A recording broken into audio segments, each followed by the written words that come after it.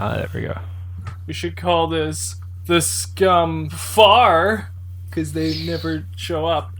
Scum far from home. Oh!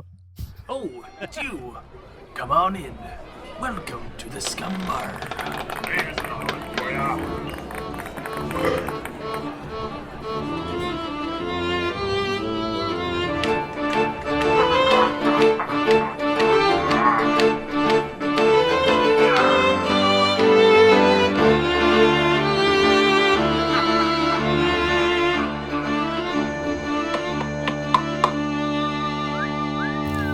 Welcome to the Scumm Bar Podcast, where we talk movies, TV shows, video games, pop culture, popcorn, and everything in between. I'm your host, Mattbrush, and with me today is my co-host, Anth0z. I feel like you've said popcorn before. You should change that. You know what I didn't do? I didn't write anything down, so change it now. Change it to what? Just I don't know. Just say a word and whatever.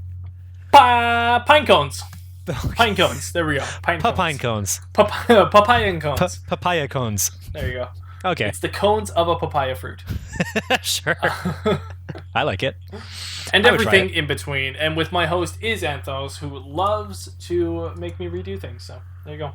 Well, welcome, I just feel like I know what your standard of living is, and I want you to meet that standard all the time. That's my standard of life, yes. Well, you're right. You know what? Thank you. You're right. You called me out on it. That's why you're my co-host. The best in the biz, I may add. Oh, the best shucks. in the biz. Today, Thanks. we are... Actually, nope, we're going to go into a pirate joke. Anth0z, how does a pirate get to the top of a building? He scales it. No, that can't be. You just say it with a piratey voice to make it work. Yeah. He climbs a ladder. I don't know what. He takes the elevator. Isn't that the exact same thing as what I'm doing? No, mine was so much better. What? Like, okay. All right. Yep. That's your standard of living. We're gonna go with that. Exactly. Okay, so we're gonna jump right into the ye old news today. Ye old news. Ye old news. Few things to talk about. The new Godzilla seems to be getting unfavorable reviews from critics. Gojira. Critics don't seem to be enjoying it as much, but fans seem to be liking it quite a bit, actually. So I'm kind of excited for it. I want to go see Godzilla, but I haven't done that yet. But I liked the other one, the 2014 one, and I like King Kong, so I'm excited to see that one.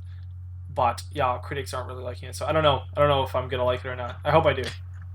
Well, I don't know. I tend to not entirely follow critics because, like, I don't know. They probably look at it in completely different ways from how I would look at a movie, like a trailer, I guess. Right. Wait, are those critics based on seeing the whole movie in its entirety, or just the trailer? The critics are based on seeing the whole movie. Yeah, the critics see an early release of the movie and then they review it. Yeah, that would make sense. Yeah, but the movie's out now in theaters, so you can see it now. Oh, okay. Yeah, I'm pretty excited to see it too. Like, yeah. I thought the trailer was pretty cool. The trailer was pretty cool. So I used to watch Godzilla a lot as a kid. But the thing is, because I was a kid when I watched all that, I forgot like a lot of it. But I know that I would go to my nearest store to rent. So it wasn't... The nearest thing to me was not a Blockbuster.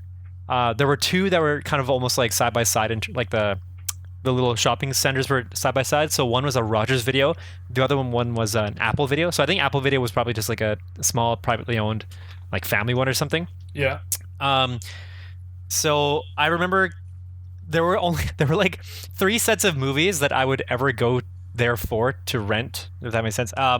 Whenever I was sick, I would rent all of the Land Before Time movies. Oh, nice. There you go. And then if I was too... Well, I mean, I would usually be too sick to go, so I would... And I'm too young, I can't drive and all that stuff, so I would tell my parents to go get that for me. The other movie would be Transformers, the animated movie. Nice. I rented that over and over and over again. You got the touch. Do, do, do, do. You got the power. Yeah. And then the other sets of movies that I would get my parents to rent for me were the Godzilla movies. Godzilla! And so I remember seeing movies with like Mechagodzilla and Mothra. I can't remember all their names. The King something. What's King Ghidorah. Yeah. Or Ghidorah. So, I haven't seen any of those things like since back then, and like Gamera. Did you watch Gamera, the flying turtle? He would spin his shell and he would shoot laser beams. What the? That sounds so familiar. Because if you saw him, you'd probably be like, Gamera. Actually, you know what? Here, let me pull him up. Gamera. Gamera, the flying turtle.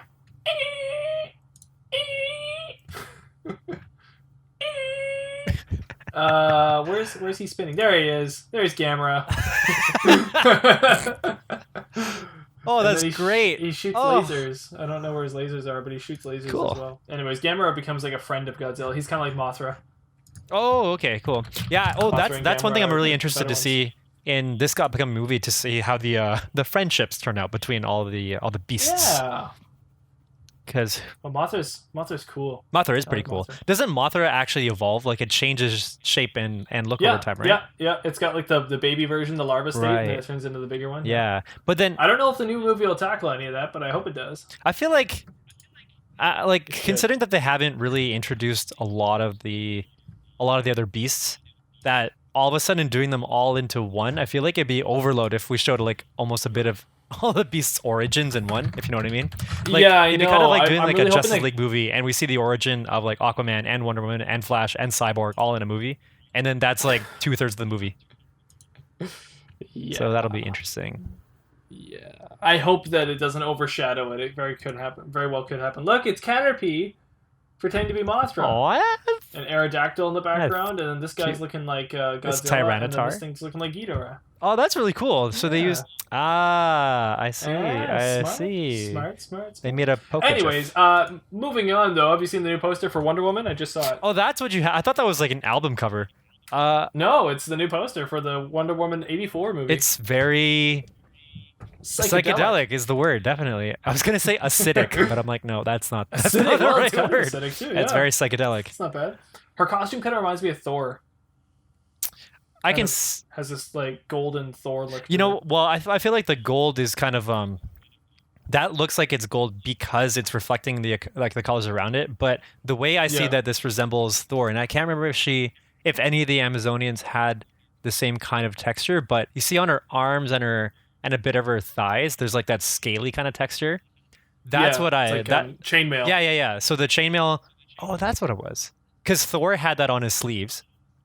And so that's why I would say that definitely resembles that. It actually just looks mostly like a Marvel costume. Like this looks like something out of Marvel, not out of DC to me. This looks very Marvel. I don't know why, but it just feels Marvel to me.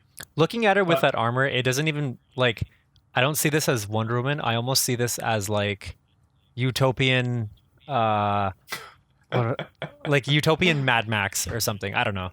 Okay. I can kind of see that's interesting. That. Or yeah. Do you got any news? Those are two things I got. Well, it's not huge news, but well, I don't want to hear it then. All right.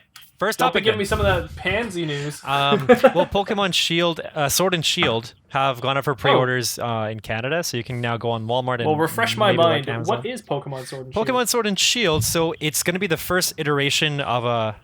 Okay, well, it's not the first iteration of a Pokemon Switch title because Niantic did that. The collaboration. I thought there was a Hey You Pikachu and Hey You Eevee or whatever. So yeah, Pokemon Let's Go. Eevee. Let's go Pikachu. And Pokemon Let's Go Pikachu. Was there a Hey You? There was probably a Hey You before. Hey You Pikachu's the N64 one with the mic. Oh, right. Where he's like, "Come on, Pikachu," and then he doesn't come. Anyway, so what is what's this other one? Sword and Shield. Sword and Shield, yeah. So that's supposed to be like the new RPG. Is it next gen? Next gen Pokemon version? Yeah, next gen Pokemon. They just They just announced the two new legendary Pokemon. Have they announced the starters already? Yeah, they announced the starters. I can't remember if they showed the full evolutions, but they showed the first. I want to see the first starters, evolutions. what they look like in the beginning. Let's see. Sword Shield. Oh, weird. Why do they look so familiar yet not? Like they look like I've seen them before, yet I haven't.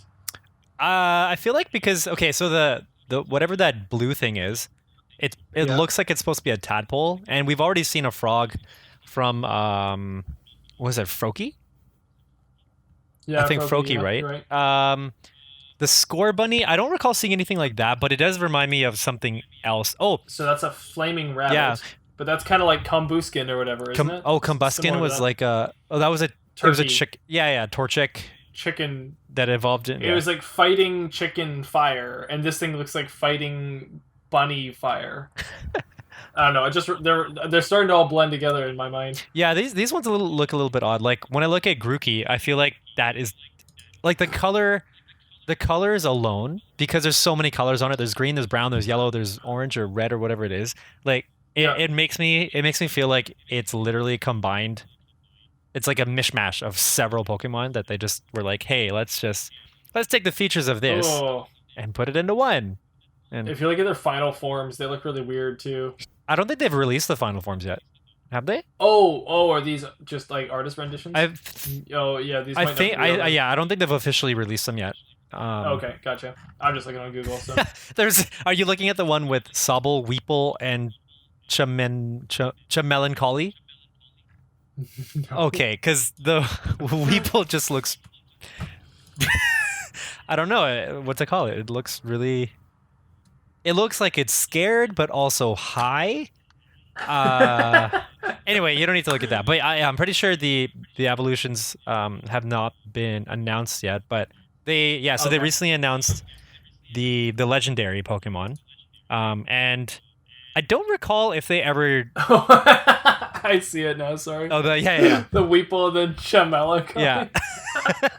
The Weeple looks so funny. Oh, I love it. So with Pokemon Sword and Shield, I don't recall. I guess sometimes they do make the legendaries resemble in some way like the Pokemon titles. Like for example, Pokemon X and Y, the legendaries were kind of shaped like the letters X and Y, maybe to some extent.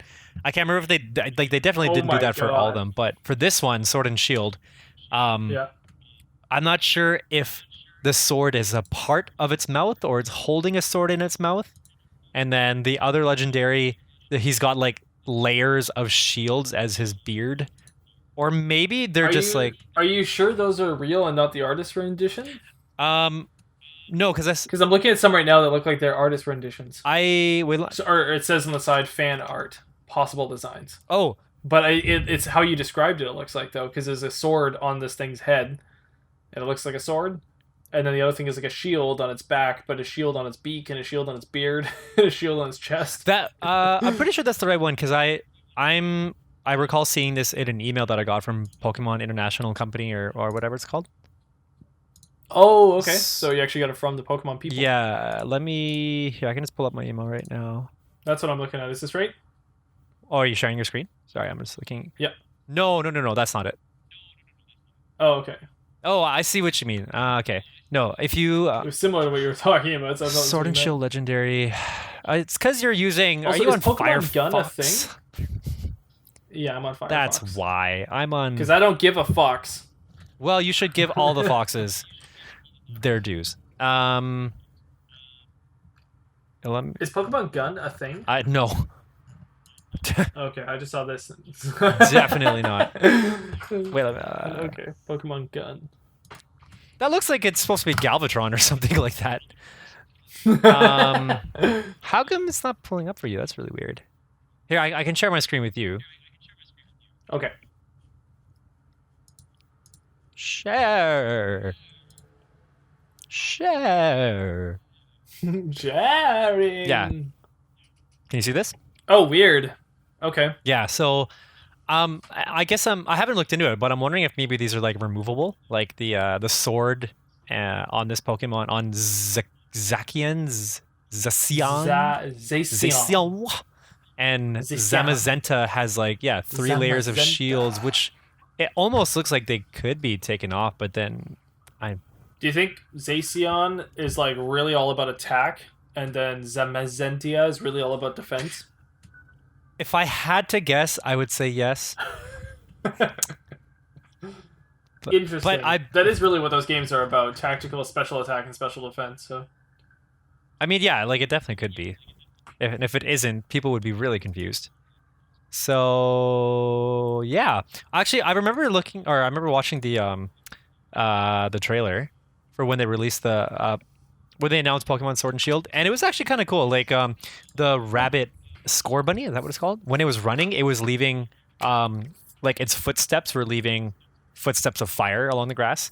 I can't remember. Oh, that's kind of yeah, cool. I can't remember what they did with the other Pokemon, but that that emblazoned my memory. So Pokemon. so anyway, yeah, that's that. Pokemon Sword and Shield Cool. coming soon.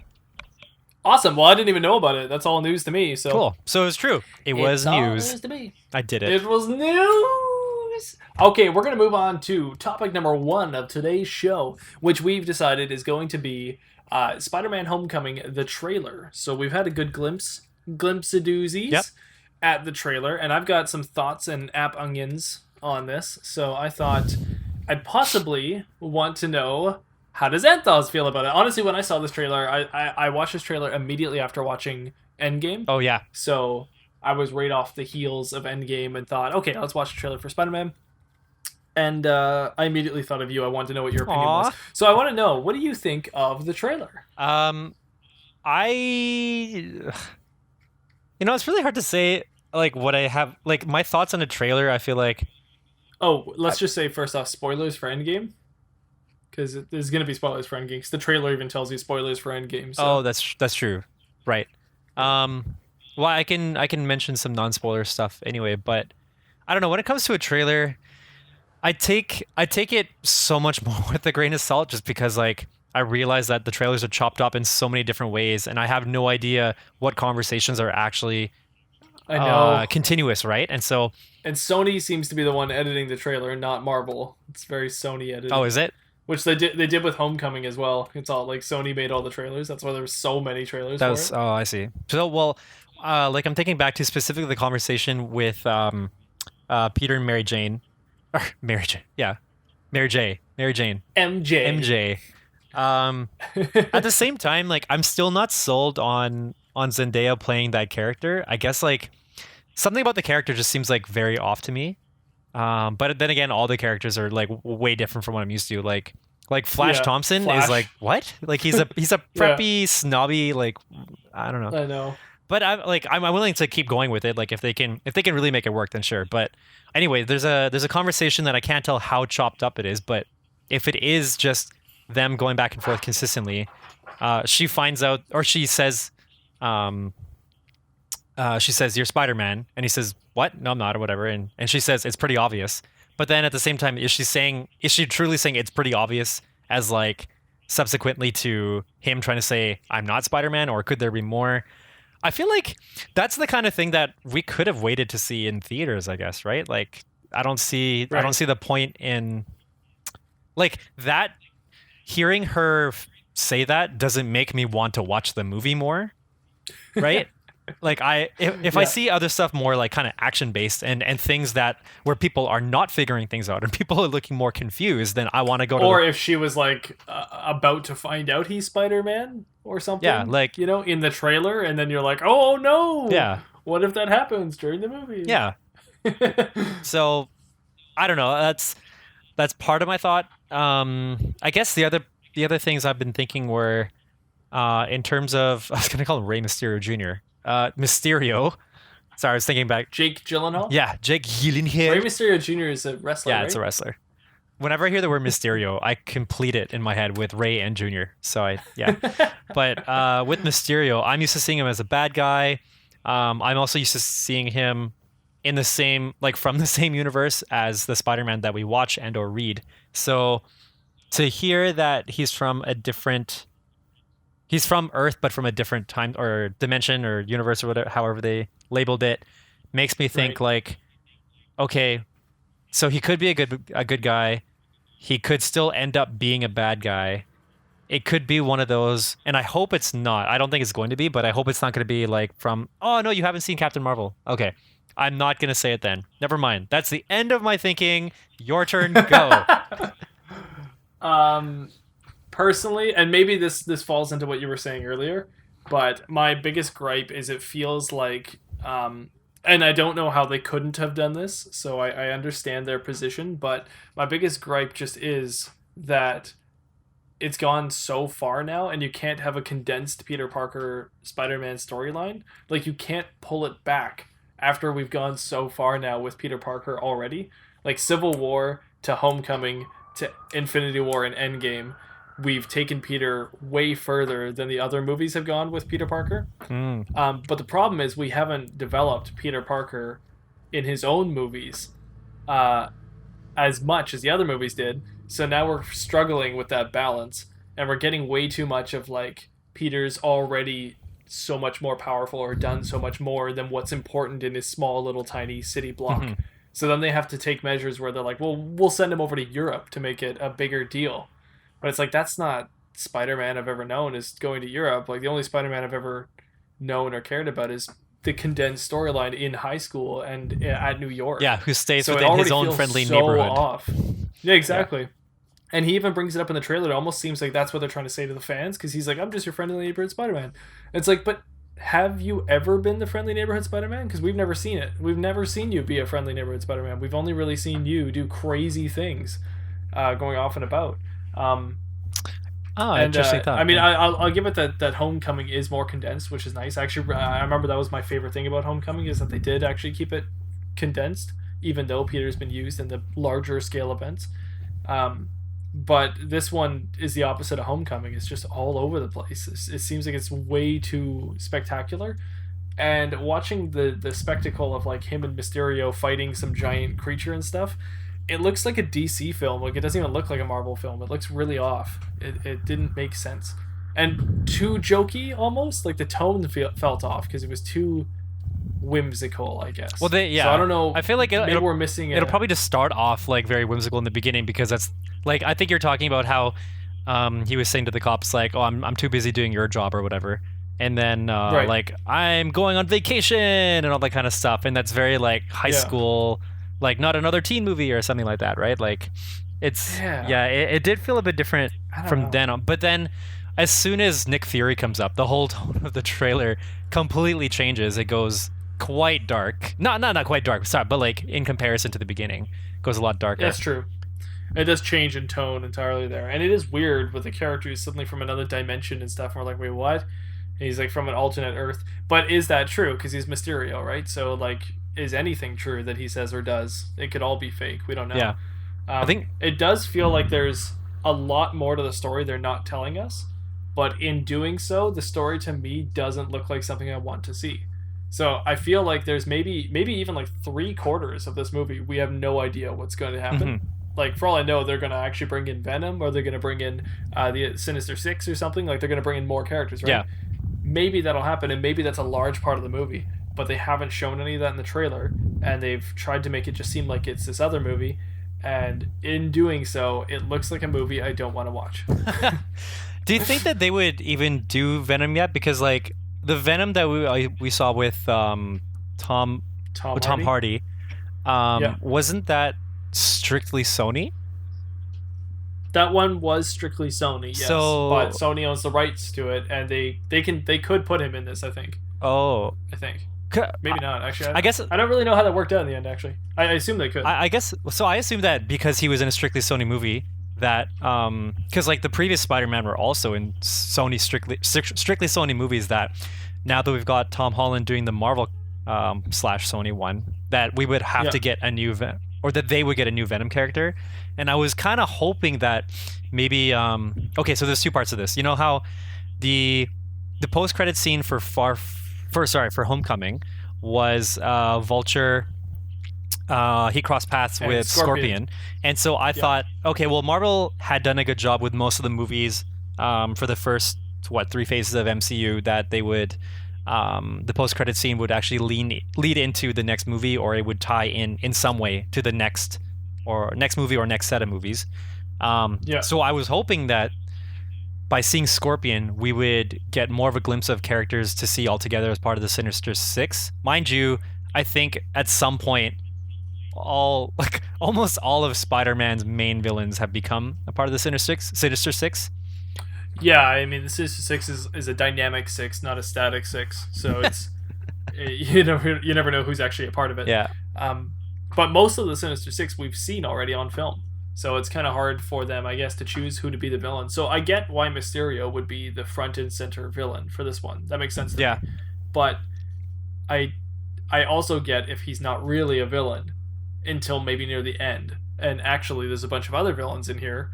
Like, I totally get it if there's a storyline here with the Sinister Six and they're off in Europe trying to chase down Peter Parker. Like, I understand that, and I hope that that's more the story.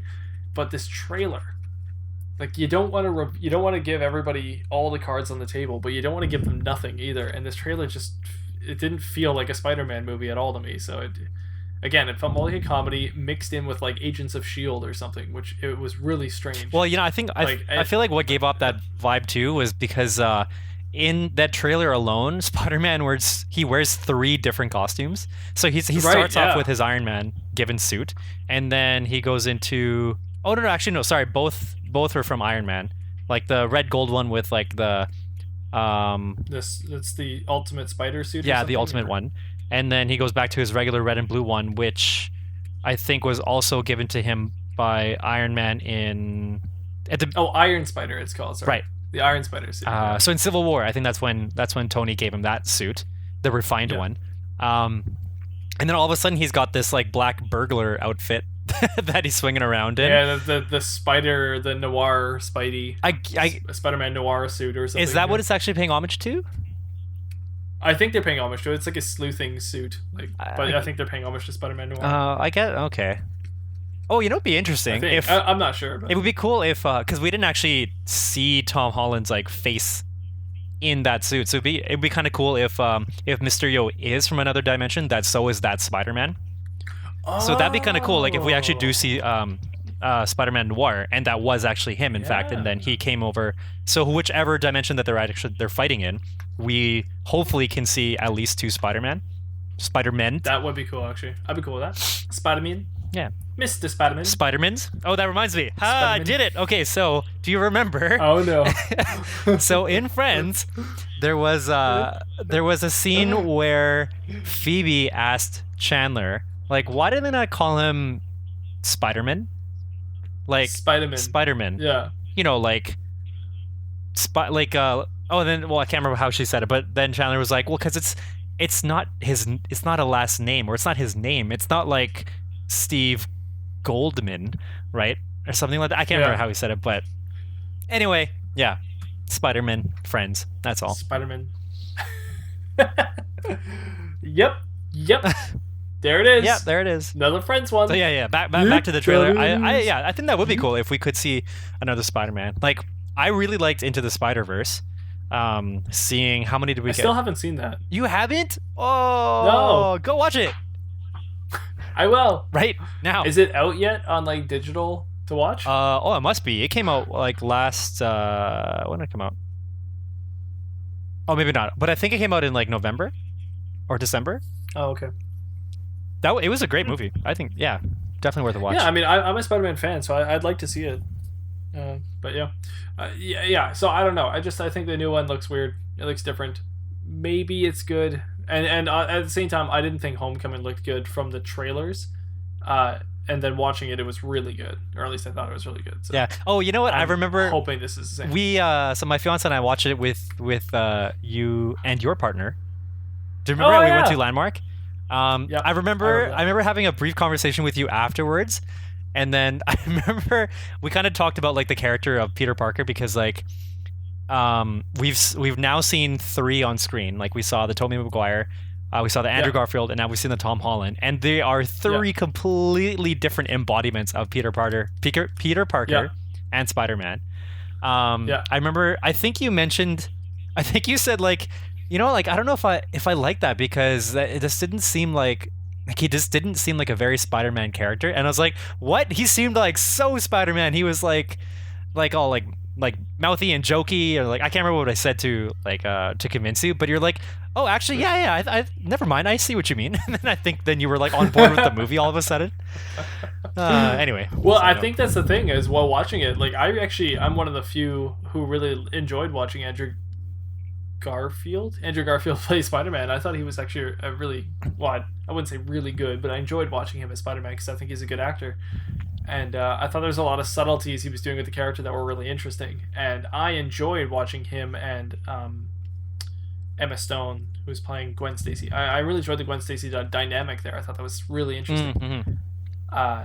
And he felt more like Spider-Man to me because maybe not necessarily in the first one. Like I had some gripes with him being too cocky or being too like flaunting his power a little bit too much. Like the first time he has his powers, he's on the subway train and he like ends up flying around a skateboard and accidentally hitting some people and stuff. And it's like way too much. It just felt like really unrealistic, and people would probably freak out more than that.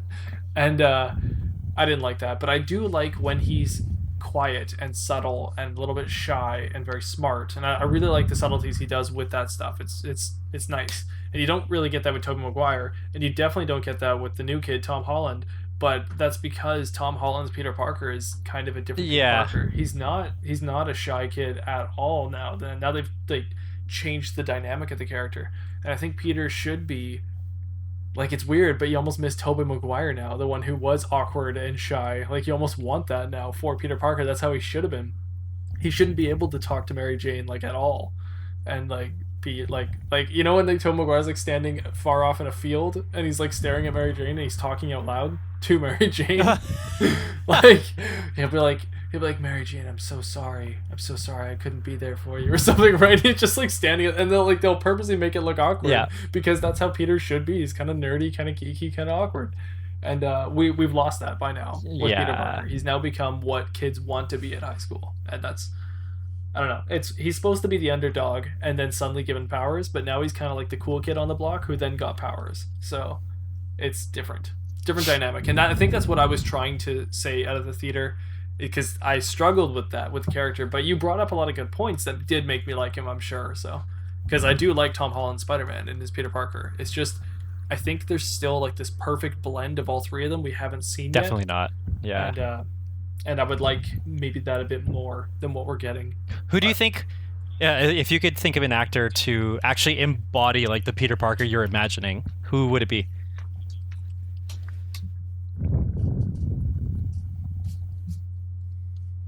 Tricky, huh?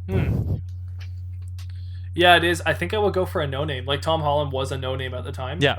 So I wouldn't have been able to name Tom Holland before there was Tom Holland, right? So I would like someone, I would like, again, to go for more of a no-name character. Like, you want... Actually, was Tobey Maguire popular at the time? I don't think he was either. But I don't know. Well, he wasn't unpopular, I guess, but he wasn't, like, super popular. No, but Spider-Man definitely, like...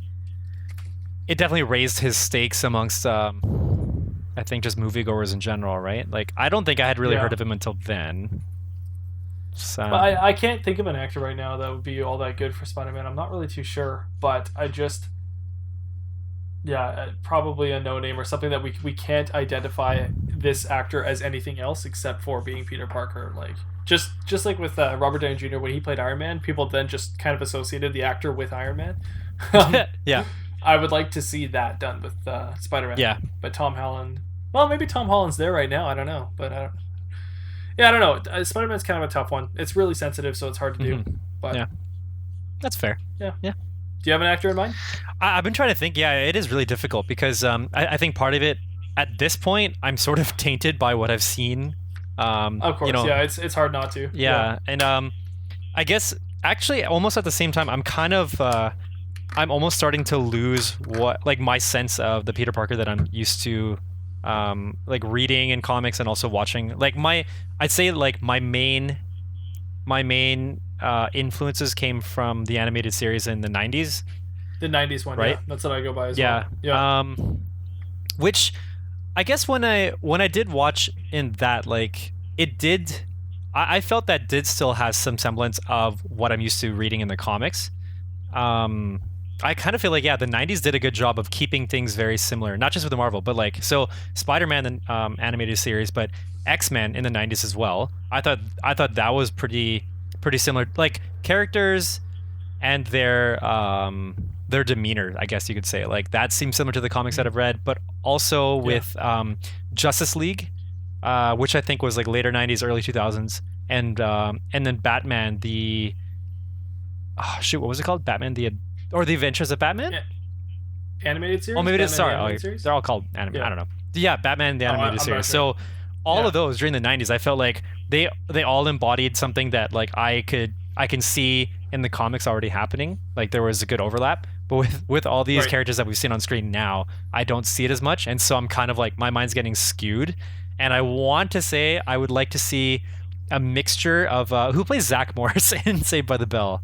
Paul Mark Gosselaar. Mark Paul Gosselaar. I don't know his name, but I know the guy. So him, like him mixed with Screech. If those two together became one person and acted as Peter Parker, I think that could work.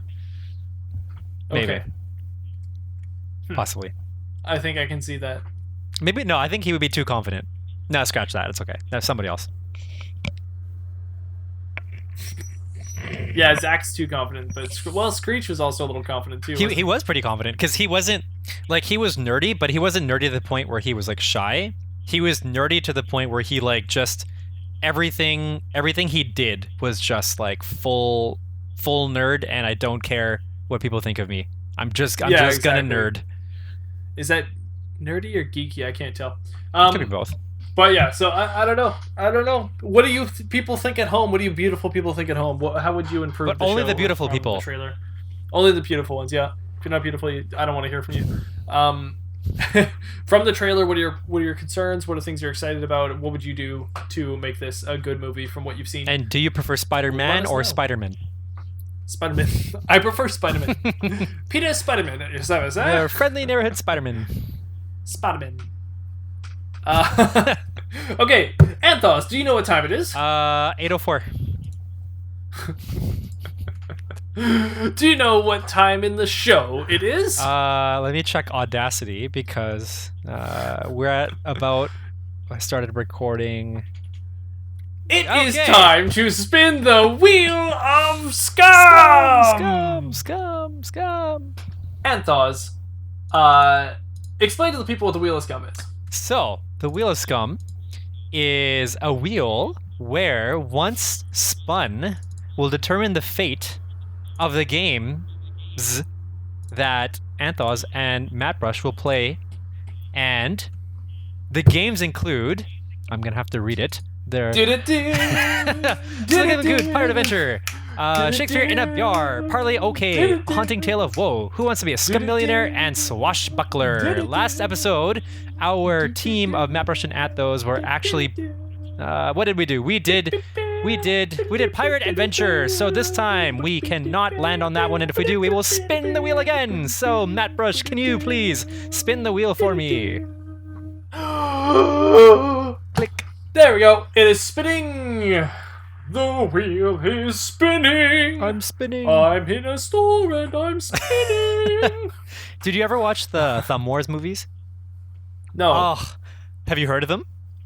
No. Oh, okay, so it's they're movies by Steve Odenkirk. I didn't like any of the movies that he did where it was like he was acting in it, like live action. Steve Odenkirk? I only know Bob Odenkirk. Steve Odenkirk was he did some sort of movie called like Kung Fu Master or something where he like I think we talked about it. He fights that cow. And then the Matrix cow. Yep. So right. yeah. So him. So he produced these Thumb movies where they superimpose upside down mouths onto thumbs, and so every character you see vaguely familiar. Yeah, there's Thumb Wars. There's I think the God Thumb like Godfather or something. But anyway, there's a part where towards the end of I think it's in A New Hope? Yeah, so towards the end of A New Hope, after Darth Vader's chasing Luke, I think it's Han Solo comes in the Falcon and shoots Darth Vader, and then he kind of like pulls away so that Luke can keep going and destroy the Death Star.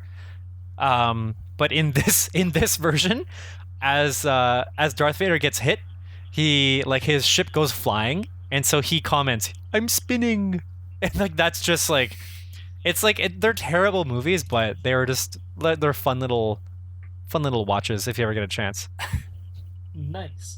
I will take a look. Sure. When I get a chance. But I honestly think I've seen like a tidbit from one of them or something, because I just checked out a photo and I kind of recognize them. Yeah, let me know if you watch them. There's quite a few.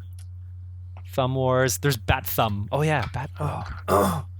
Sorry, I had to drink some water. Okay, I spent it a couple times because I got Parlay OK, but just to be honest with the people, we can't do Parlay OK right now because I haven't decided how we're going to do Parlay OK when we're on mics like this over that's Skype right. session. We might have to change that. I spun it a few more times there, and we landed on we actually landed on Parlay OK like 3 times, and then and then I got Swashbuckler. So we landed on Swashbuckler, and in this game, Swashbuckler, it's time to show your true pirate skills. Mattbrush and Anth0z will sword fight to the death with wit. Roll the dice. Whichever the number you land on is the category. Each fighter must say a word from the category that begins with the letter at the end of the last word said. I don't have a die around me, actually. Do you have a dice? No. I have a Pokeball. Hey, we got Google. Yeah. Here. Roll the dice. I think we ended up using Google at some points before, too. Oh, I don't have Google. You go ahead. Oh. Roll the dice with Google. Okay. Roll the dice. Preparing to roll? Rolling. Ooh. Roll again? Oh, no. It landed on 1. Okay. Number 1 is countries. Oh. Okay, so here we go. So I'm this. going to start us off as the test one, and then we're going to go right on ahead. Countries. Oh. My first one is... Oh, man, that's not a country. Woo. Yeah, see, Okay, my geography's first one. terrible. I'll go with a country that we wouldn't have known anyways. Obscure countries. Or The obscure most country obscure countries in the world. names? Oh, I see. Okay. Transnistria. Whoa. There we go. That's the country. So now I have to think of a country that starts with A. A. Oh, I can only think of like states. What's the Argentina? There we go. Tina. A. Austria. Oh man. Afghanistan. Don't end in A again. Oh! Nigeria. Ah, stop with the A's. Agamemnon. No. Agamotto. There has to be some sort of like Kazakhstan. And I can think of a continent. I don't think that counts. No. Shoot. Aurora. Borealis.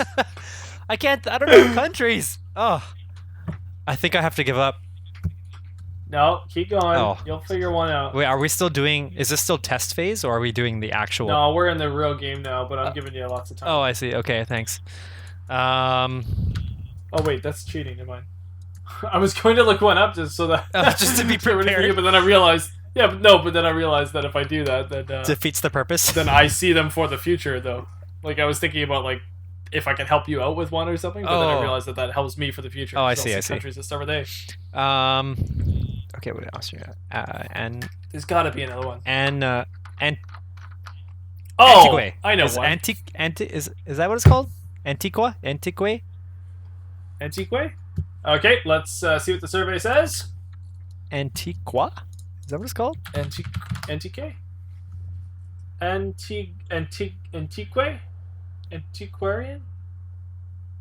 Should I look it up too? No. Let's see. Antique country. Antigua, you're right. Oh, Antigua. Barbuda. Antigua. Wait, Antigua, Bermuda. I'll accept it.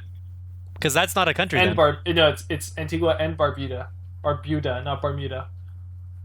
Oh, wait, so it is a country? Yeah. Oh, sweet. I was worried it was maybe a province or something. Or a sovereign nation or whatever. But you know what? I'll take it. Okay. Good job. Thanks. Ah, it starts with A, though. Yay!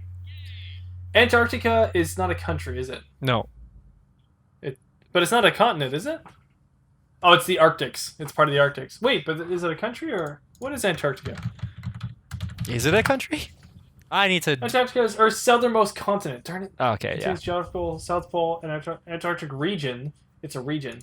Hmm. But it's not technically a country. Darn it. Okay, then I will say... Did you say Argentina already? Yeah, I did, yeah. I said Austria. Yeah. Um... That's all I'm going to do. Man, there's gotta be another A. A is so difficult. Poland, England, Ireland, Scotland, Iceland, Greenland. All the Linds. Ugh. China, Japan, Australia. Oh. Have we not said Australia? We haven't. Wow. How have we not said Australia? Oh.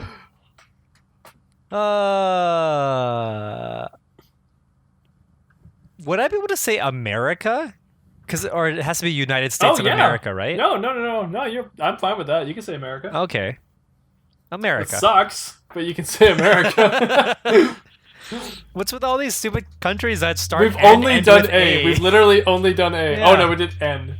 We did N. Yeah, we once. did N once. Yeah. Okay, Egypt.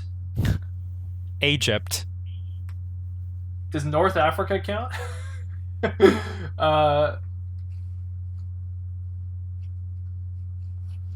Oh my gosh.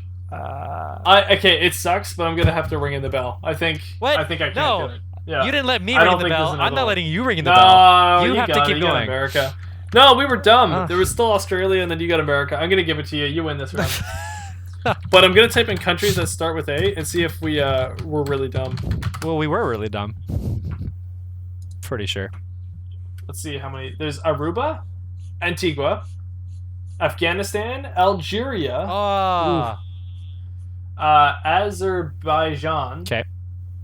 Albania, Armenia, Andorra, Angola, America, Argentina, Australia, Ashmore, Austria, Anguilla, Akrotiri, and Antarctica. So Antarctica actually does count. Oh, okay. Weirdly enough. Okay. Well, there you go. We tried. We didn't do terrible. We've got like 50%. I guess we guess that's not. Yeah, but 50% of the A's. We didn't get 50% of the whole alphabet. Yeah, the game was supposed to be for the alphabet. It was just A's the whole time. But that's okay. Okay, let's move on to topic number 2. Wait, I just thought of something. This might be like what? Kind of like a flaw, or not? Like it's a potential flaw I see now, because if we ever end up with this, like countries, and we end up, if somebody hits something with the word ending with the letter A, we're just gonna go back and forth through the A section again, because half of those start and end with A. So once we hit A, we're just gonna, you know what I mean? Not all of them though. Not all of them. Some of them, but not all of them. So it's something you gotta be tactful with it, you know. Okay. Tactician. Anyway. Okay, so moving on to the next topic. So, I hadn't caught up with Game of Thrones until now. Ooh. I literally just caught up with it last night. So, I watched the finale and everything. So, I'm done with the show. I think everybody's done with the show.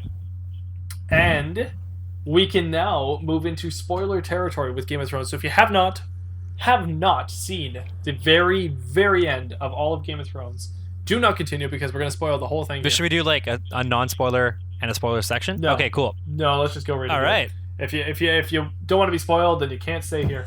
But you can't stay here. So I have a big question, because I wasn't watching the show when it was airing, and I know there was a lot of people upset with the show, because it made headlines like everywhere. But I was too busy at the time to watch the show, and then I just finished it all in like 3 days. I watched the whole last season. Whoa. I have to ask, what is everyone upset about? I'm not saying it's a perfect show, but I don't see what everyone's upset about. So enlighten me. I think so the amount of time that we spent building up characters. So say for example, Jaime and Cersei, like they've each had their own individual stories, but also their stories together. Then they end up coming back in the end, and they die together. But I think I read a lot of people, and actually I felt this way too, that the way she died, like the episode with her dying, like there wasn't much to it. It was kind of just like, oh, she's dead. Oh, I guess that's it. And that, but isn't that the last episode? That was the second last. Right? Yeah, that was the second last episode. Episode 5. No. She dies in the last episode. No, the last episode Daenerys dies. Oh, sorry. You're right. Sorry, I got that mixed up. I thought you were talking about Daenerys. I'm sorry. No, so Cersei right. and Jaime. No, you're talking about Cersei. Yeah. So yeah, there was that. I remember reading people talk about how like oh they like is that it? They're so like anticlimactic. I think like I really liked. I think a lot of people liked episode 3, except for the fact that it was really dark. I know a lot of people complained that they couldn't really tell what was going on for half the episode. It was like they put so much effort into a lot of the filming, and especially with that episode, like hours upon hours upon hours of just being outside in the dark. And I heard that that's the lighting that they wanted to make it more realistic, but at the same time, I guess the viewers. Like I know my dad was like I couldn't see a bloody thing, and I understand how he feels. I think in episode 4, Ghost, so Jon Stark's dog, like Jon Stark couldn't be bothered to even like go up to the dog and like pat it or whatever. It was just like, take my dog away. And then I think the producer's reasoning was because it was too expensive to CGI the dog next to Jon. But then they ended up doing that when Ghost came back in episode 6. Also with episode 5, so when Cersei and Jaime die, there's a scene towards the end where Arya, like she's walking through like all the rubble, and then she sees this horse, and it like almost paints like a lot of significance on this horse, or like her finding the horse, and it's like, okay, what is this supposed to mean? Is there more gonna happen with this? But then and then she talks about like we know that she has some sort of intent to kill Daenerys, so we think like maybe there'll be something with her related to getting to Daenerys or like killing her, especially when they put so much effort into like slow-moing her walk onto the horse and slow-moing her ride out of the castle or out of that territory with the horse. So it seemed like that was like building up to be like a really big thing, but then the horse was gone in the next episode. Arya didn't do much in the next episode. What else? So that's a few things. I feel like, okay, overall, it just seemed like the whole show was rushed. Like there was the Starbucks cup that was left on the table. There were 2 water bottles that were left in episode 6 when they're doing the their big like intervention or whatever. What else?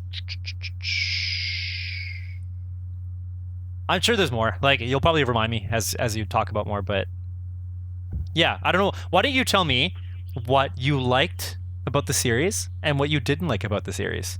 The season, sorry, just the season. Well, I think I mentioned this last time before watching this season, but I mean, for me, I was kind of a Ned Stark fan, so for me, yeah. This is not the show I've wanted to watch since season 1. Right. Because I wanted Ned to like take over like the whole throne. And when he died, I mean, I'll admit that does make the show incredibly powerful because you're like, holy smokes, the stakes are real. Yeah. But once all his children started dying too, I was like, I'm not having any of this, you know? Like, Robb was the new Ned, so everything Robb did was what Ned would have done. So he was interesting to me, even though he was young and dumb. And he died. And then he died, and I was like, oh god. So then I had to go for Jon, and then Jon dies, and I was like, oh, like there's no one, because I personally didn't really care about Arya. I didn't like her story, and Sansa, I didn't like her either. So I didn't like watching her. I didn't like watching Theon. I didn't like watching a lot of characters, so I had no one to really root for. So Jon ended up becoming the person that I had to root for. Didn't want to, but had to. Right. And over the course of the show, weirdly enough, I started liking Jon more and more. And I think the moment he died and came back was when he started being more of a normal character to me instead of like an annoying character, I guess. Okay. So I started liking Jon after he came back because he was very like plot driven instead of just emotional. Like he was very much like, this is what needs to happen, so I'm going to do this. I don't really care about anything else going on. I'm just going to do this thing. Yeah. And that made Jon a lot more interesting. He was like Captain America. I was watching him. Yes. And so I like Jon a lot for that. Anyway, sorry. So for me, my point was just though this last season I don't think it really could have disappointed me too much because like the show is not really what I thought it was going to be from the first season anyways. So my expectations have been changed since the first season, and I've realized that I don't really know where the show's going. I can't really write it because I don't know what they're going to do. They've changed what I thought was going to happen since the very beginning. So this last season, I honestly had no idea what was going to happen. I didn't really know. I thought there was like 6 endings that were the only ones that made sense, and I can't remember what they are now. But this is like years ago, back in the last season, the one before this one, and I had like these endings in my mind. It's like it can only go one of these ways. Yeah. And I'm pretty sure that those weren't even right either. I'm pretty sure that it went its own way from those endings. Because like in none of those scenarios did the Night King die halfway through the season. Right. That was interesting. Yeah. So I'll start with the things I didn't like, because I found that I liked most of it. So for me, things I didn't like was maybe like I find the structure was weird. Because the Night King stuff was in the middle, and then the man, like the man versus environment was in the middle, and the man versus man segment of it was at the end, which I thought it was going to be reverse of that. Right. But after watching the whole thing, I understand why the structure was that way. It makes more sense that the structure was that way because of the ending they were trying to achieve. I agree. So I get that part of it. But that I still think it feels weird with that structure. So not perfect. I wouldn't give it a 10 out of 10 for the structure. I agree. I agree with you though. Like I end up liking that structure because like I find that it does make sense because like we already knew that Cersei, like she's just like a big backstabber. Like no matter what, she's only looking out for herself and like her potential newborn, right? Like really doesn't care about anybody else. And so it made sense to me that she wouldn't partake like helping out with the rest of mankind, fighting off the White Walkers. And to me, it made sense that after White Walkers, there has to be struggle, even if Cersei wasn't a part of it. Like there is still a struggle between Jon and Daenerys, and I feel like that only seems natural to me because like after White Walkers are done, who is there left to fight? Because you're still people that have grown up in war, and it has to stop somewhere. But the thing is like, there are these 2 big figureheads, and like it seemingly can't work with both of them on the throne or both of them on top, if you know what I mean. That reminds me. What I really liked was watching the dragon melt the throne. Oh yeah, me too. I really liked that. That was such cool. Like for me, that was like it was like symbolic. Very, and it was symbolism, and it looked visually interesting. I don't know. I really enjoyed that. I thought that was cool. It was visually like satisfying in terms of like ending the story. Like this whole time, everybody's been struggling to like get to the throne. And in the meantime, like you said, you've been trying to find like attach yourself to a character, and they just keep dying and dying and dying. And like, what is this all for? Like, where all this is just for a throne? Like, no, this is not worth it. It's not worth losing your lives for it. So like, get rid of the throne. Get like cut all of this, like whatever's happening. I guess it's cool that it took a dragon to do it rather than like humans to do it, because it almost seems like it'd be too cliche if humans did it, if you know what I mean. Right. So I liked that the dragon did it. Yeah. That's something too, is I've never seen Game of Thrones as being visually symbolic. It can be visually striking based on battles or based on just events going on that you've never seen in any other show, but visually symbolic I haven't seen much in Game of Thrones, and recently they've gotten better at it. The last season they started doing it a bit more, and then in this last season there was a few shots in particular, one of them where Daenerys is walking out and the dragon flaps its wings behind her, and it looks like she has the wings as it comes out from behind her. It's such a crazy, cool, devilish looking shot. It's really interesting, and I thought that was awesome. Yeah. And even the visuals there, where it was trying to mimic what looked like a Hitler speech or something, where it was like she's making her speech and the armies are so regimented, you know, and it had this like Hitlerian sort of appeal to it that I was like, okay, that I can see what they're trying to go for here. It was really, really interesting. Yeah. And the throne burning was also obviously symbolic and visually symbolic too, with the dragon doing that. It was a lot of cool stuff there that I really enjoyed, so that was good. I also really liked when kind of jumping around here, but in the end of the Night King episode where they were fighting the White Walkers, when I liked how dark it was. So the TV I was watching it on was a really good TV. Okay. And the everything in the darkness there was really I wouldn't say easy to see, but I think I watched it the way you're supposed to watch it, because while it was dark, I'm like looking for the hints of where a person or a shadow is, probably how a soldier would be in that scene. So I thought that was really interesting. And then when you finally see the enemy coming at you, it was like shocking. Like I think I was almost like mouth open, because it's like a mass of flesh just coming out of the darkness, right? It's just all these corpses just like flying out, and you're like, whoa. Like it was shocking. I really enjoyed that. I thought that imagery was crazy. So, yeah, we got two. Well, we got one battle, one main battle, and then another like war, but more realistic to what a war would. Well, not really as a dragon, but okay, we got two battles, I guess, in this season, and I thought both of them were really well done. I really enjoyed the Night King stuff, the whole White Walker battle episode. I thought that was really fun, and I didn't know who was gonna die or who was gonna live. The whole time, I was just like, I was freaking out many times. I got nervous, and then the battle in the city with Daenerys over top and like and the bells chiming and like the whole like what's gonna happen next kind of thing. You could see her, and then she like as she takes off on the dragon, you're just like, oh my god, and like freaking out. Like I loved that scene. I thought that was really good too. So yeah. I really liked both battles, and that's kind of a first for me. Like the visual battle stuff was almost better for me than the talking scenes, and I think it's because being the last season, I was really waiting to see the big epic moments and less of the sitting and talking about what we're going to be doing scenes. Mm-hmm. So for me, I was really happy with those big epic battles and how long they were. I thought that was really awesome. Yeah, I like that too. So, like visually, it was pleasing to see that all, and I feel like that is what they wanted to go for, right? Otherwise, that they wouldn't have put. Wait, sorry, my mom is calling me.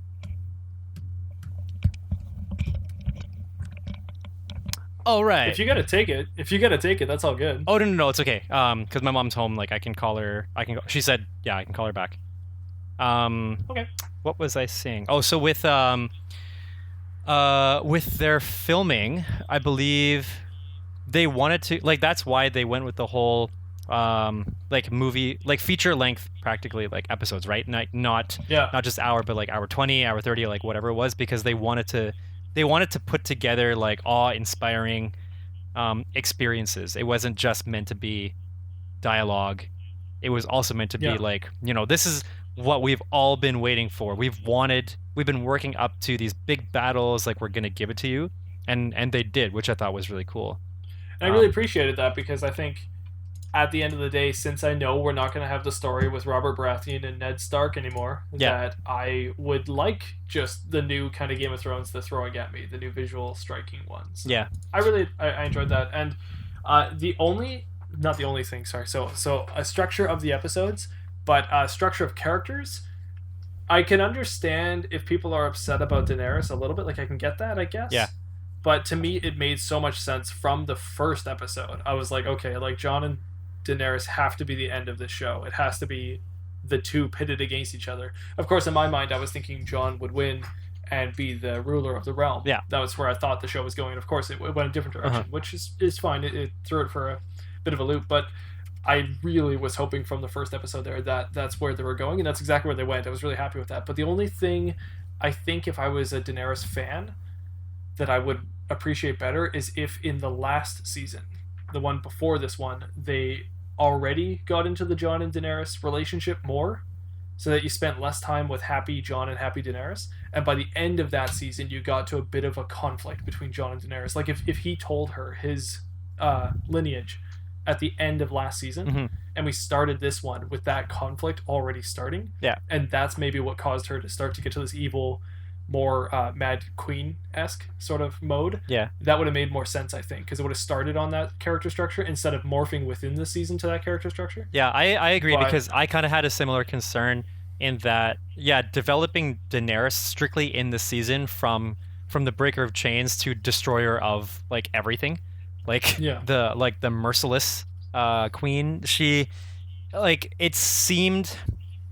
it almost seemed like too out of nowhere. And I agree with you. If they had put a little bit more time into developing her with Jon emotionally before and having a conflict to end with that season, then we'd be going into the season already thinking like she could change rather than all of a sudden she changes, right? So we've already got that seed planted in our minds. So I agree with you there for sure. Like I get they did some moments. There was like her killing the Tarleys and her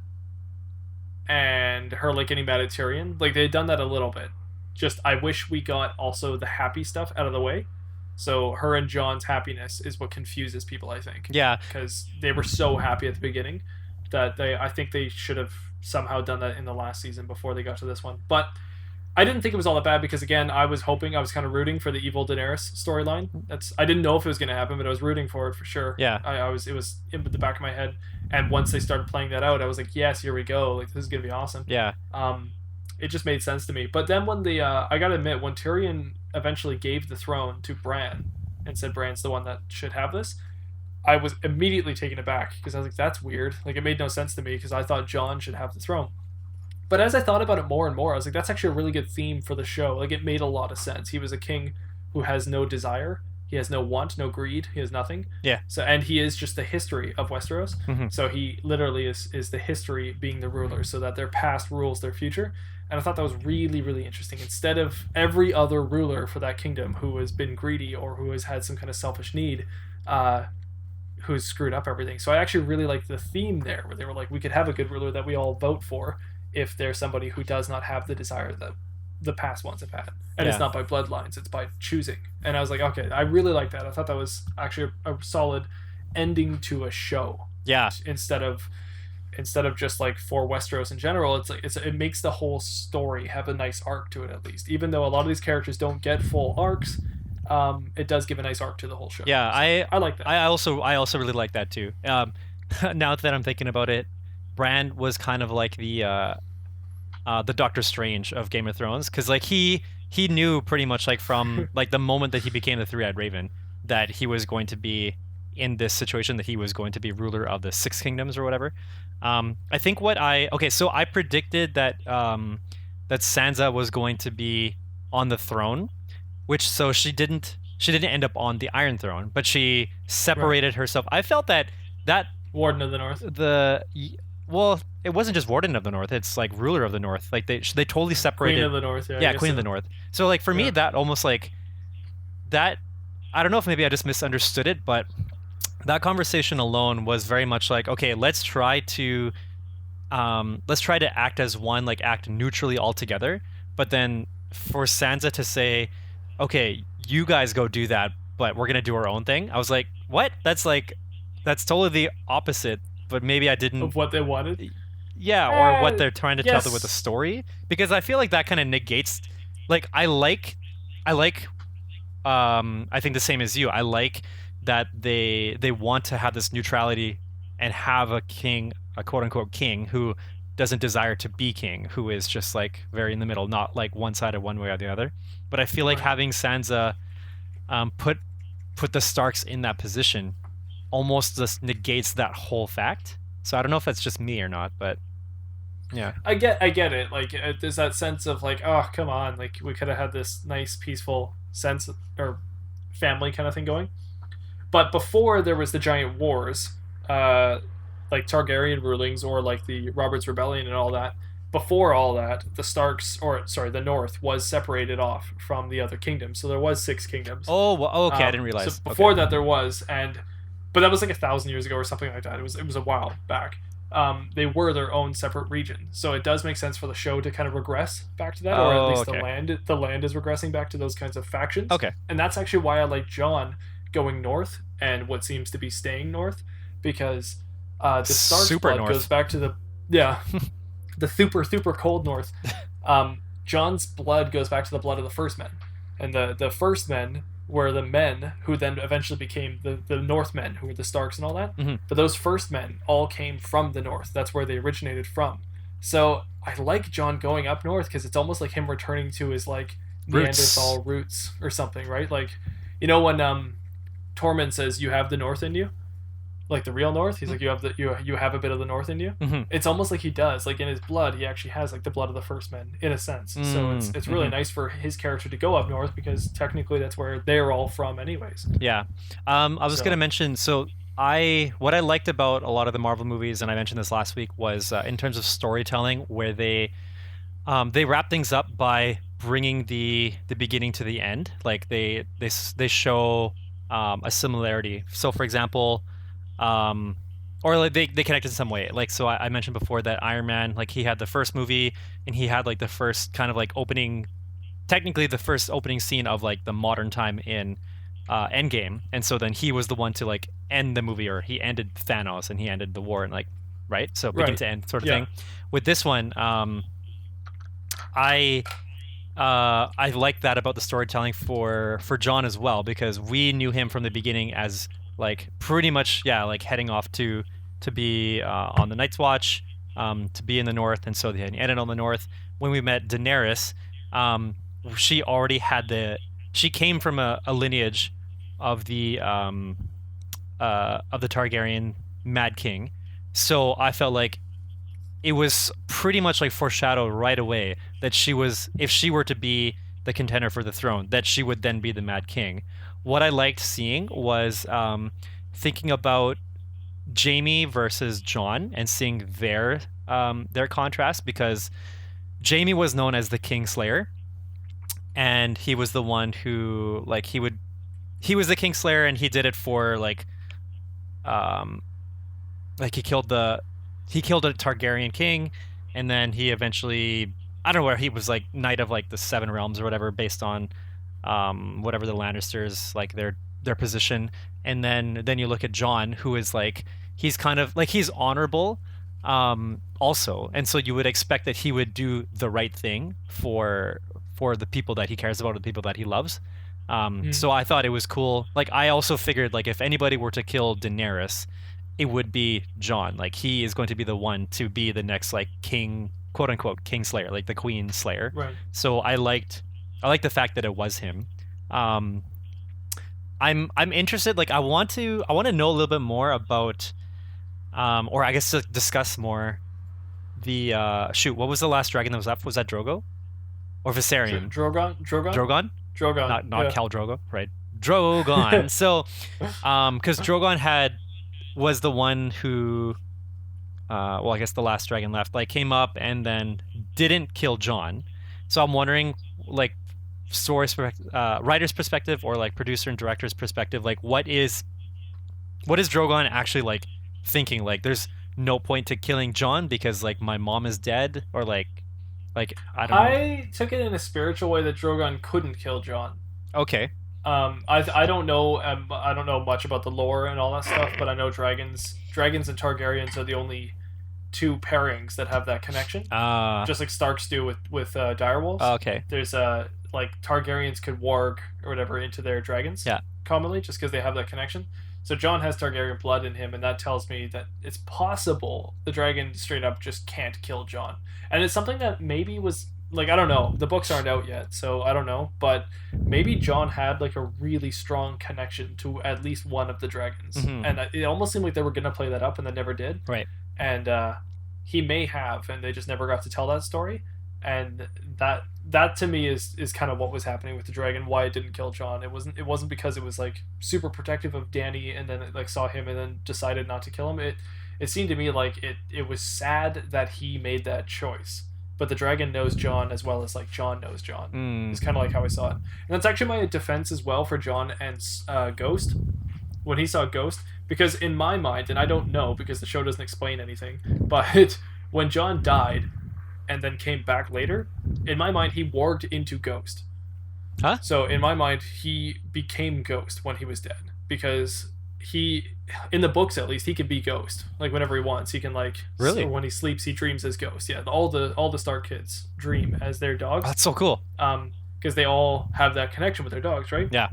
But Jon doesn't have to give Ghost commands. Like, he can feel Ghost. He knows exactly what Ghost is thinking at all times, in the book at least. Yeah. And in the show, he seems to have a fairly good connection with Ghost, but then they stopped doing it over time, and probably because of budget, which is unfortunate but true. But in my mind, when he died, he went into Ghost, as he does in his dreams. And then when he came back, he came out of Ghost. And I think no matter what, Jon and Ghost know each other, like, are the same. Like, they're one and the same, I guess. Mm-hmm. In some way that we can't understand. Mm-hmm. So to make that scene seem better, at least when he's leaving and not giving Ghost really that much love or affection, either just pretend he does it off screen, or I would say just know that, like, they're so much of the same as a person that they're just two different characters, they're the same person split into two different bodies that are just on different parts of the map. Okay. Like, as he's saying that to Tormund, I feel like Ghost is also asking Tormund in a weird sense. It's like he's being two different things at the same time. It's just a part of him going north. And I think that's what's really nice about him seeing Ghost again when he goes back up north, because it's like now he's reunited with himself again. That's where he should have been. Even when he says, can Ghost go up north with you? And then Tormund says, like, I wish you were coming. And he's like, I wish I was too. And it's because he's already conflicted. Like, he's splitting himself in half and going that way. So that's at least how I take it. But that's interesting.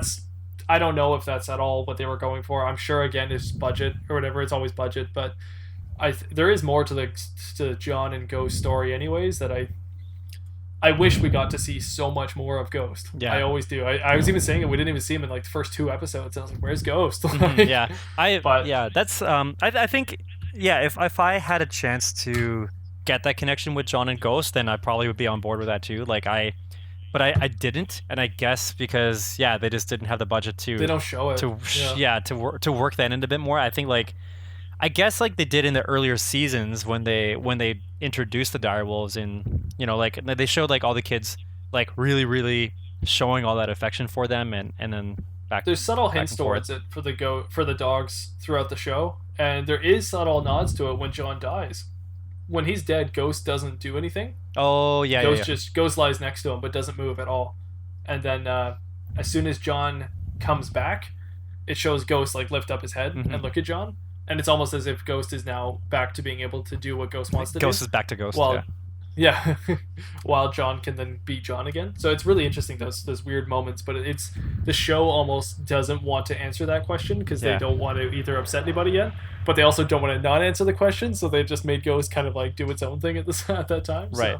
So, going back to what you were talking about with like Starks being able to warg into the direwolves, I thought it was kind of cool, and I was expecting to see like a cliche scene, but when Bran says or when they're telling him like when his counselor Drogon is missing, and he said like, oh, I'm sure I can find him or something like that, like, which obviously means he's going to warg into Drogon and just like see where he's going. Well, I thought he was gonna warg into like a crow and then go find Drogon. I thought he was gonna warg into Drogon, which I thought would be like really cool. So I was expecting to see like that would be cool. A cliche scene of like all of a sudden it just like it's slowly panning into Bran's face, and then it cuts to like a scene in the sky, and then you kind of like overhead cross over like one wing and then over the spine and then the other wing, and then it pans to the side and you see Drogon's just like flying over like all the 6 kingdoms, and it's just like making its screeching turkey sound cool. And like that may have been cheesy, but I think that would have been cool. Very cheesy, but yeah, like I just totally expected it after he said like, I'm sure I can find him or whatever it was he said. I have to say that was actually like one of my favorite scenes of the finale was watching the small council back together, and it being all the characters we know and love now. Like, it was so awesome to see the small council back, because I was like, this is what the show has always been. It's always been the people in the shadows behind the scenes and how they pull the curtain and how they make the thing work. Yeah. And now you've got only people that are funny and trustworthy and like interesting, and they're like the new small council. And then when Bran comes up, you're like, oh, they're not even trying to trick him. They're all just honest, good people. And you're like, oh, this is actually how it's supposed to work. Yeah. Like, it's I don't know, it's really interesting. What I really like about that scene was before they all walked in. So Tyrion, he's there first, right?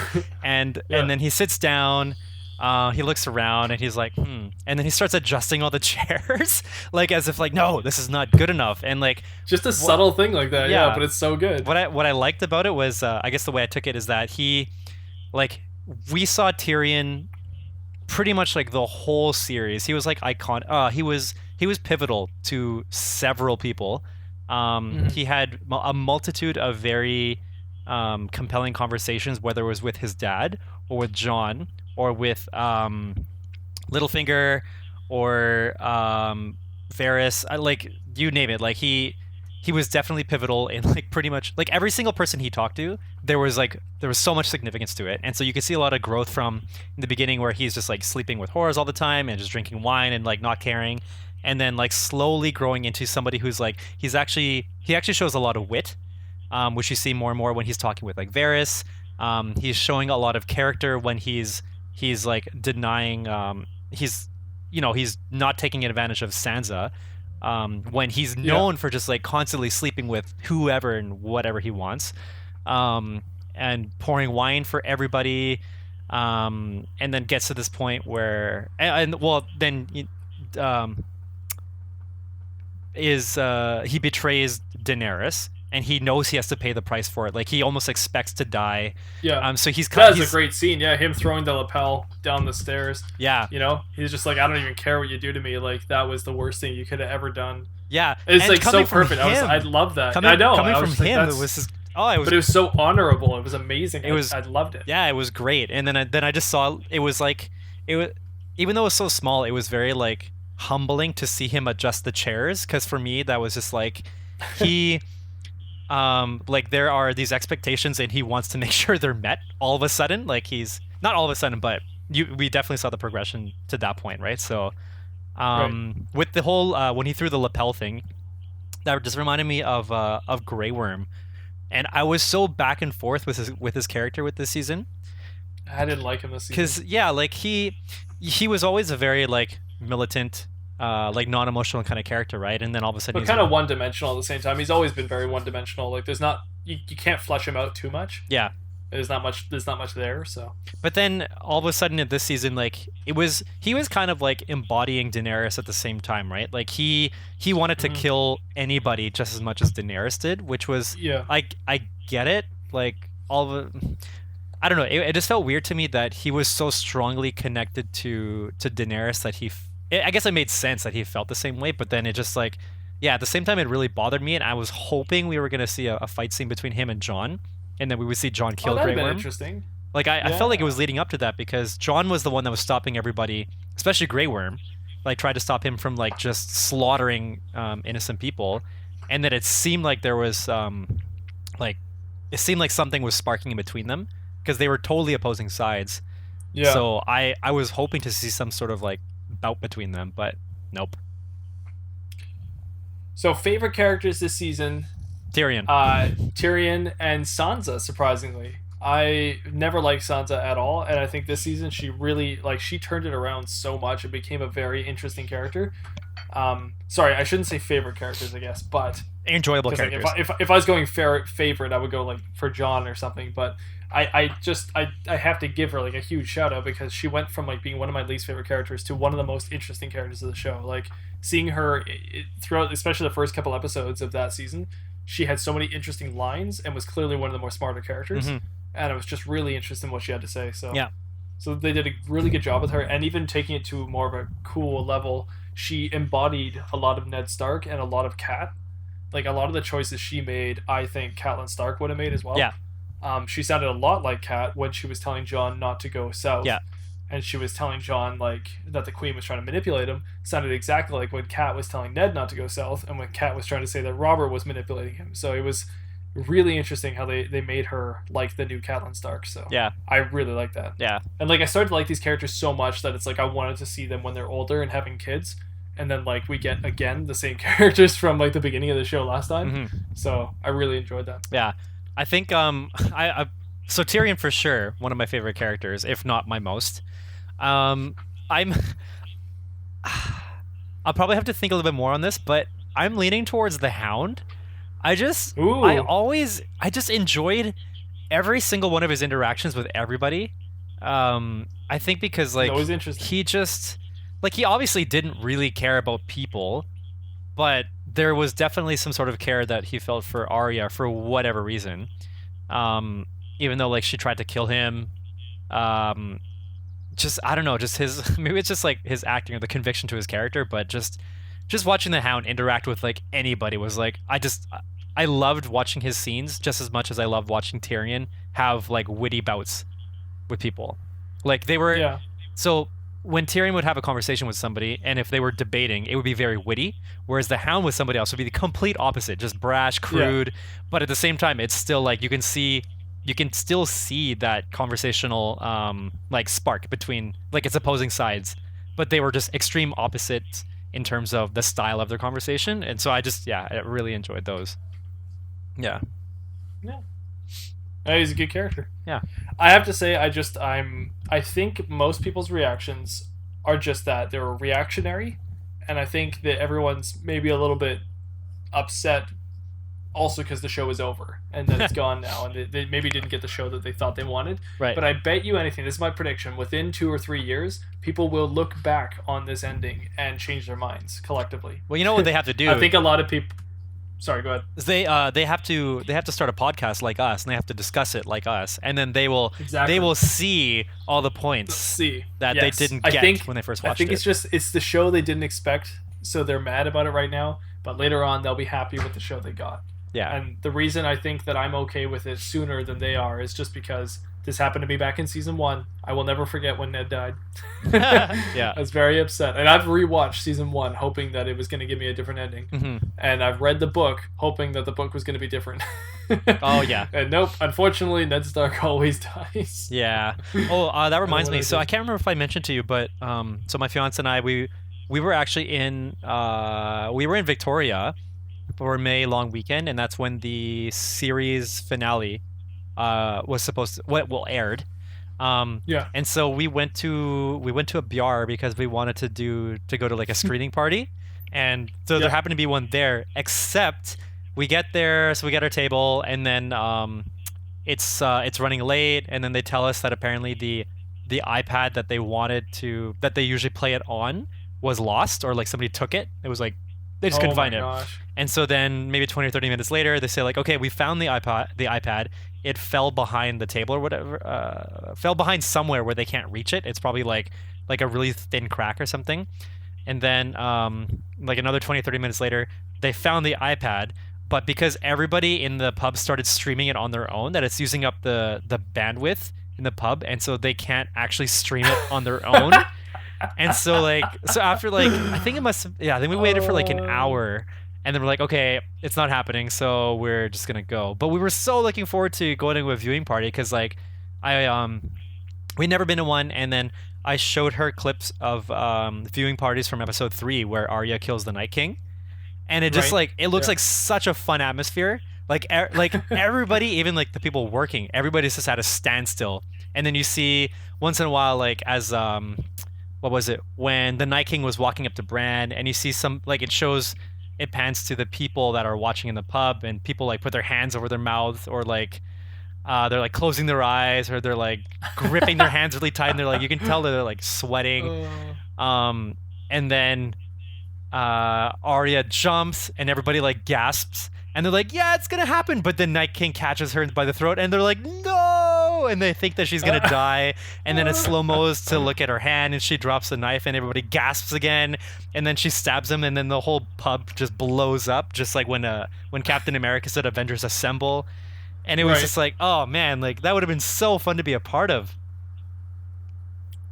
Yeah, I mean, normally I watch it just with my girlfriend, but we did watch the whole thing in 3 days, and we went to my girlfriend's parents each night and watched on their TV, which is like I said, a really big new Sony TV. Did her parents really watch nice too? One.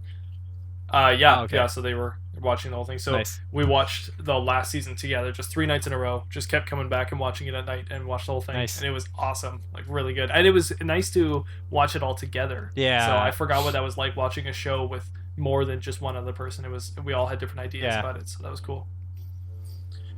Yeah, okay, so that's our thoughts. That's our opinions. So what did you guys think of Game of Thrones? Did you enjoy the finale? Did you hate the finale? Were you in the middle? Let us know. Let us know. Anth0z, where can the audience find you? Well, if you really want to find me, you can find me at Twitter, or on Twitter, at Anth0z1. That's at ANTH0Z1. Oh, and if you want to find me, you can see me at Twitter at Mattbrush Gaming. That's how you can contact me. If you want to contact either of us, I always forget to plug this one, but you can actually contact us at the Scumm Bar Podcast at gmail.com. We are available there. Also, you can find our podcast, the Scumm Bar Podcast, on any of your podcast platforms. And if you'd like to listen to or watch, I guess, this podcast, you can on YouTube. You can find it on the Scumm Bar Podcast at Mattbrush Gaming on YouTube. And that is the show. That's it. We're done. Anth0z, like we always say every single time, bananas are good for you when you eat them upside down, because monkeys are correct all the time. That's exactly it. Bye!